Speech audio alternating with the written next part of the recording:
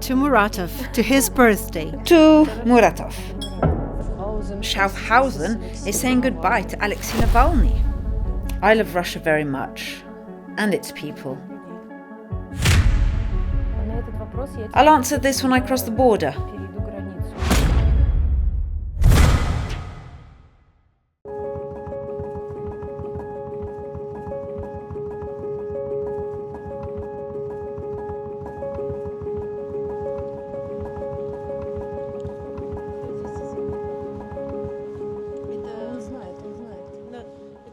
So, is this a place?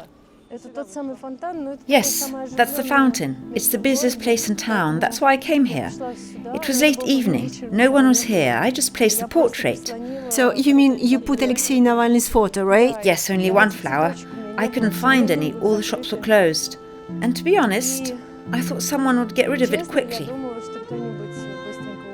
And the next day, I was even a bit afraid to come back, because I was afraid of being upset that it had already been taken away or removed.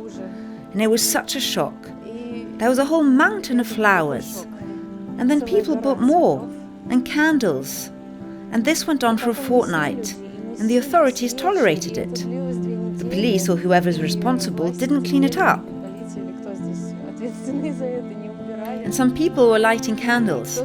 I didn't participate at all. I just bought the first one. And I went every night to say hi to Alexey. And it made me feel a little bit better.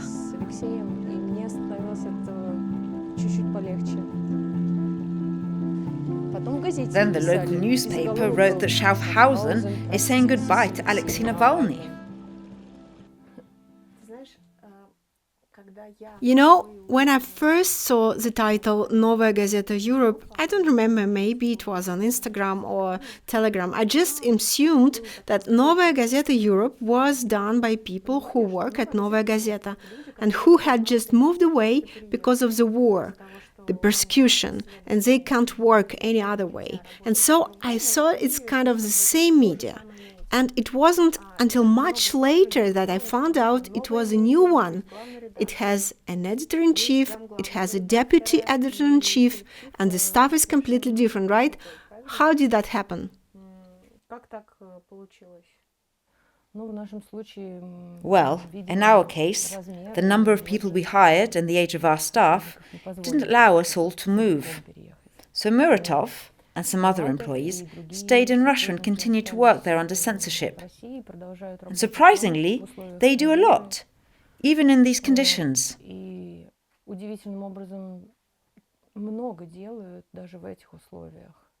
It's clear that they can't cover the war, but nevertheless, I have a lot of respect for the fact that they stayed and keep working and didn't just shut down. And we're working here in Europe, completely uncensored, but also outside the homeland. And yes, we come from Novaya Gazeta. Those who are able to leave, having packed up in just 2 or 3 days. We just couldn't lose the title Novaya. It's in our blood. So we kept that title. In the end, when we had lost almost everything, dozens of people having moved away, the title was all that remained. We had nowhere to live, nowhere to work, no money, no papers, nothing. Just our backpacks. Though some people had bought their cats and dogs. I read stories about how you met your husband. I understand he fell in love with you and your coffee. Okay, so let's look at what's so unusual about it. Actually, this is what I made it in. I brought this with me. That's exactly how we met, yeah. Latvia was the fastest and most responsive country and really helped us out. And a big group of people quickly moved to Latvia, and straight away we started working while many people were still in Moscow. I once had an experience that shocked me. I was already here, and I knew, of course, that they were moving. But I really couldn't understand what they were going through until I, as editor, was in contact with a young woman, a journalist. We were preparing her story. There were a lot of edits, and we were in dialogue with each other. At one point, there was an urgent question, and she said to me, "I'll answer this when I cross the border." And she disappeared for a few hours. And I was horrified to realize that this person was writing while she was leaving her country. Maybe forever. I mean, we still don't know if you can ever go back.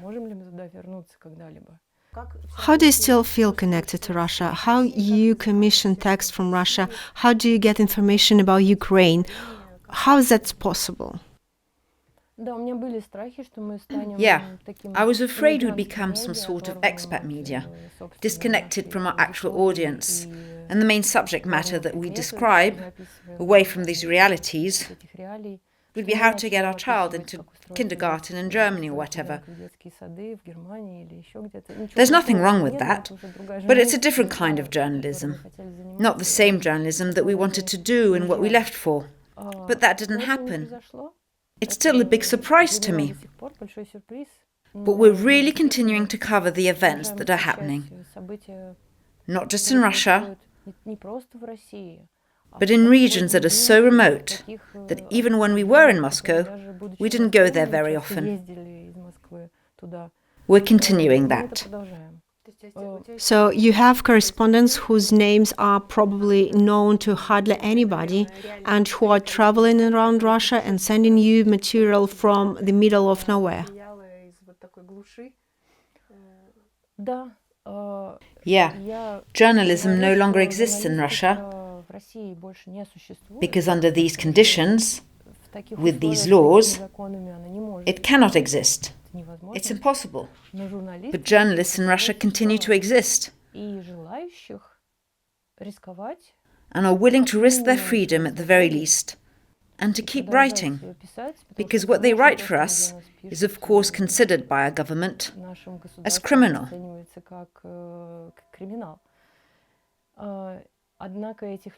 And these people who write for us, their conditions are getting tougher and tougher. And yet, they keep writing. We've had to evacuate some of them when the danger was off the charts. But new ones come in and replace them. This, of course, is amazing.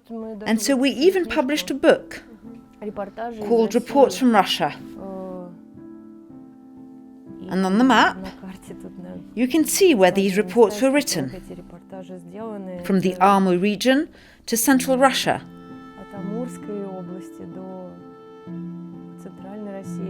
These are very remote places, and it's a really unique historical document.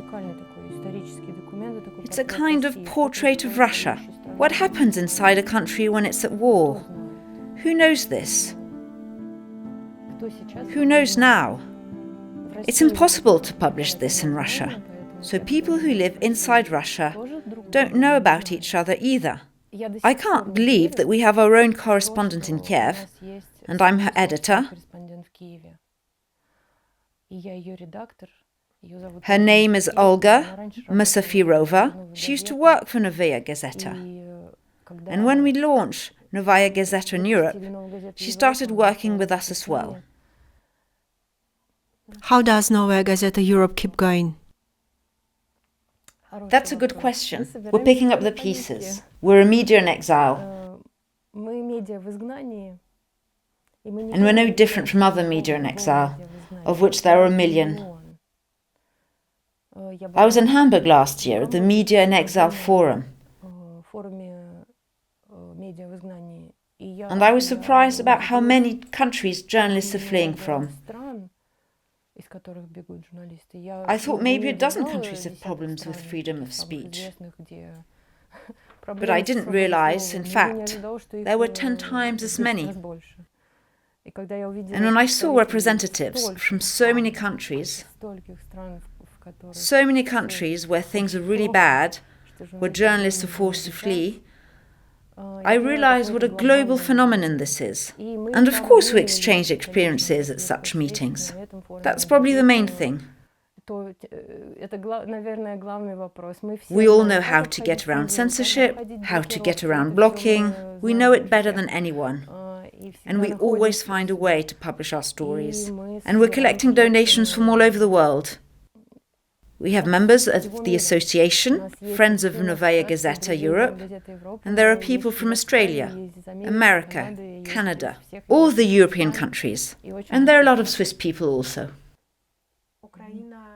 Ukraine, Russia, there is Donbass. How do you get information from these regions?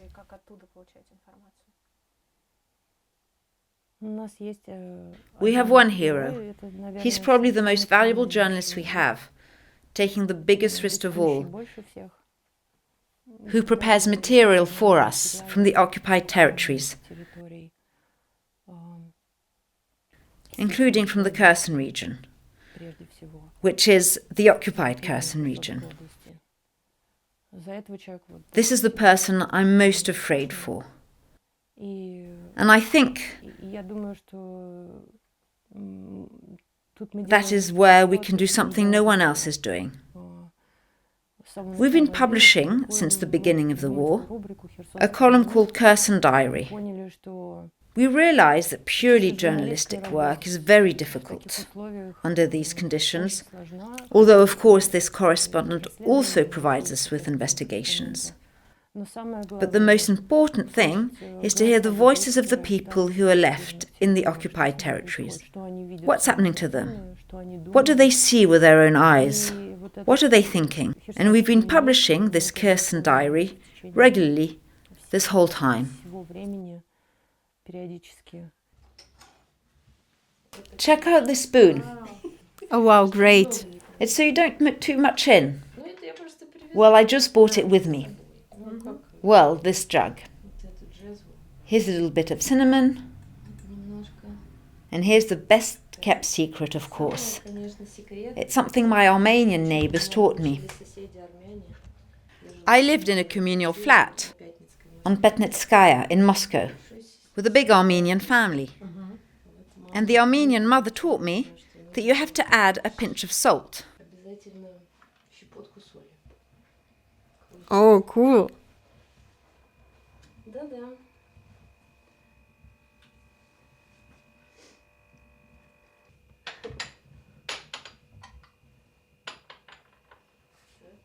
What do you think about people giving up their Russian identity after the start of the war in Ukraine?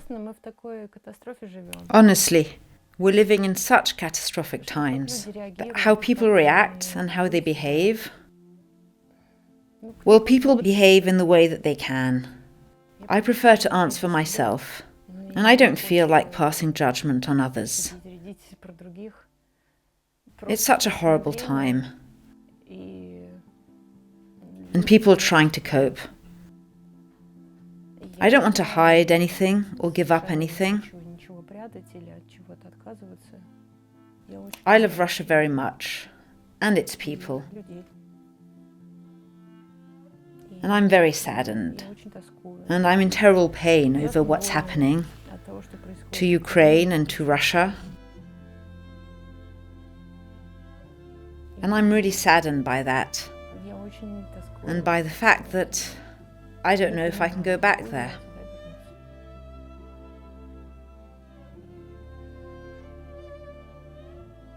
But I don't want to judge those who react differently.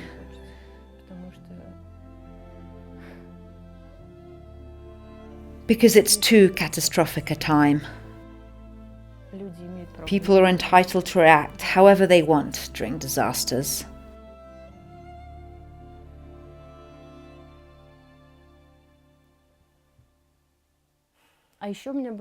I also did a story recently when I interviewed a Ukrainian soldier who has spent many months in Russian captivity. Well, of course, that was a tough conversation. Really tough. When you're asking for more details, please, and more and more. Well, basically, what people usually do in interviews to get information from a person when it's difficult. I mean, he's kind of ready to talk, but of course, it's really hard, very painful material, talking about it, about how he was tortured and so on, and also this happened and that happened.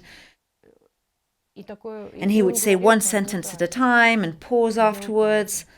And I've never made such a difficult interview in my life. I had to ask him, well, the number of sentences in the interview are the number of questions I had to ask him. So he would say a sentence and then go quiet, and you need to ask a clarifying question. It was just, I guess it was easier to talk to him this way. And he was answering a lot of questions. Then from all of that, I made a kind of monologue, but without the pauses.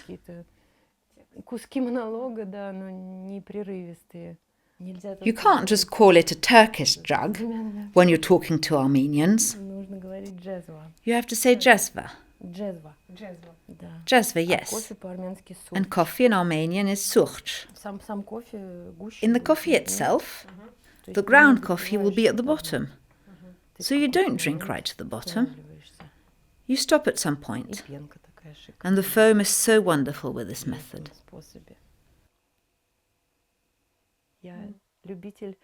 I'm an amateur, a novice etymologist. How did you get into this? Unintentionally. Did someone introduce you? It was love at first sight. How is that possible? Well, I was licking my wounds from working as a Russian journalist. I was in the jungle, coming to my senses, and I started catching beetles.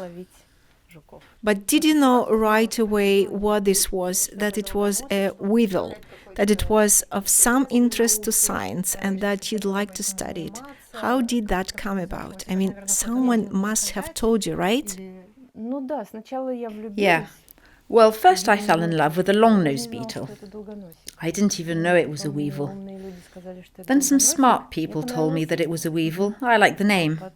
And then I found a professor who specializes in these particular weevils. And under his careful guidance and with his instructions, I went into the jungle and hunted and hunted and hunted some more until I caught it.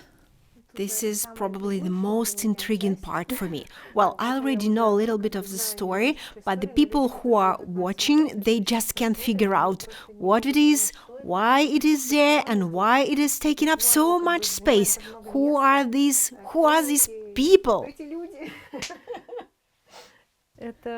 They're weevils, new species of weevils that I caught and named after Muratov, Rost, and Surukhanov. Is Muradov Yes, this beetle this one right here. here? This blonde redhead, that's our Muratov, a new species. Messi moderes Muratova. Yes.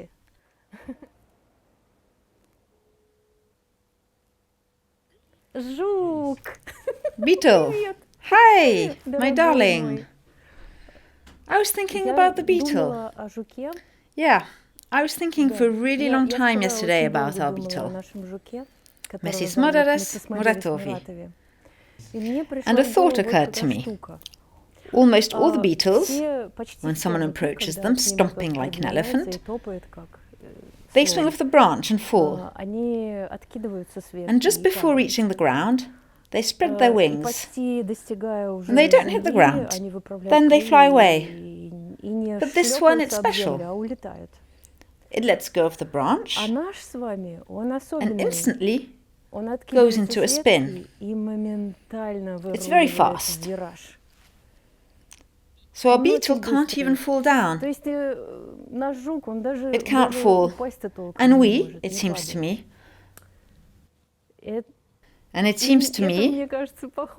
you are like our beetle, right?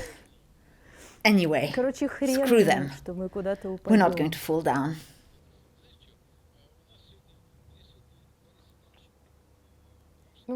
You can wait a moment or drink it now. To Muratov, to his birthday.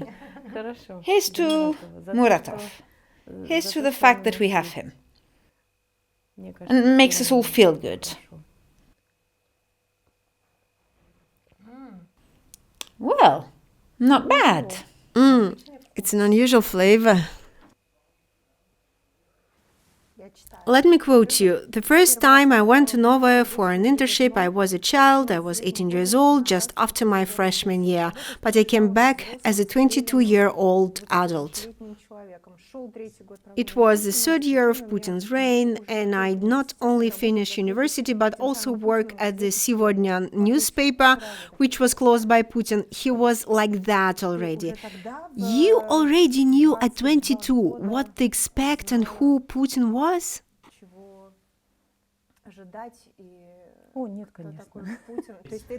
Oh no, of course not. Have you just realized that he's always been like this?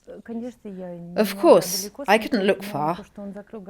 But the fact that he closed the papers was obvious. And the fact that he shut down NTV, and I was on the square next to Ostankino, where we were all supporting the team that was leaving. There was a huge square filled with people. I was there. I was right in the middle of these events. In that regard, the fact that this man would fight against free speech and was doing that from the beginning, I had no illusions of that, of course. It was immediately obvious. And then Shekorchihin's murder in 2003, and then in 2004, Politkovskaya's book, Putin's Russia. I have it there on my shelf. It was banned in Russia, you know. It couldn't be published in Russia. It was published in English first. But who wanted her voice to be heard? A lot of people probably read it. It was a bestseller. But who really understood this book? It was more convenient to buy oil. So no, of course. I'm not suggesting that I was a wise young person, but life just made it impossible not to see that horror. When a person is killed right next to you, you're not going to be able to somehow reassure yourself that no, I guess this is all right. You have to think about it. She was simply a true journalist. It was such an inspiration that she evoked in us.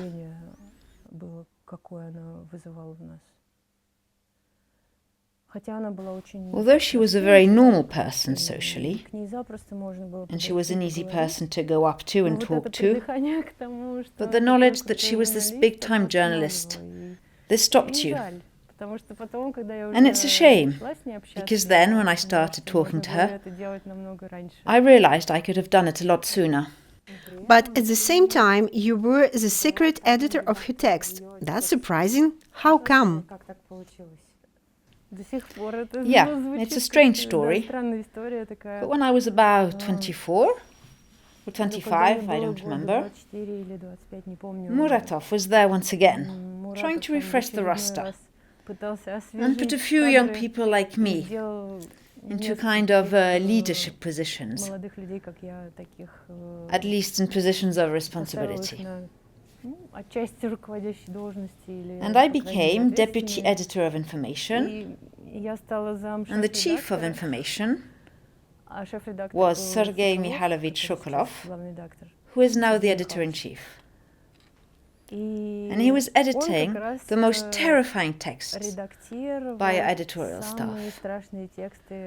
Everything about the war, everything to do with torture, horrible, investigations included. And during that period, he decided to take a break.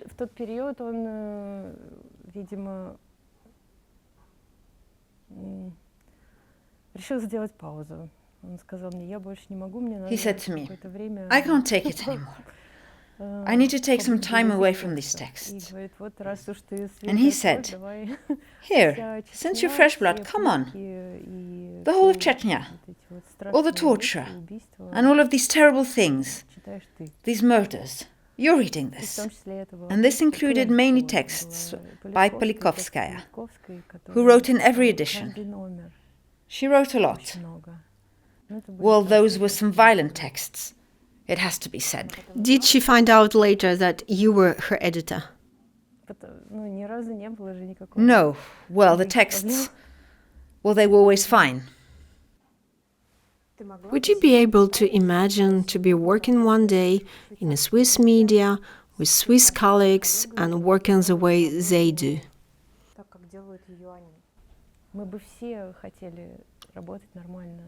We all want a normal job. Well, I guess from our vantage point, that's still impossible. We're still all out here, somewhere. When the war ends and your colleagues, I'm sure some of them will decide to go back, what are you going to do?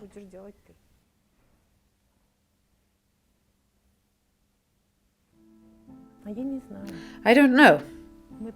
We're so used to not planning. Also, since February 24, I've developed another habit. I don't dream anymore. I don't imagine what might happen. That helps me to live during wartime, when you don't think about the future.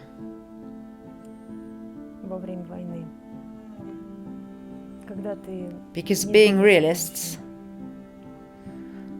honestly, we have to work now and do it professionally. And working now is like walking through a minefield. Being a Russian journalist, describing a war being waged by your country against Ukraine,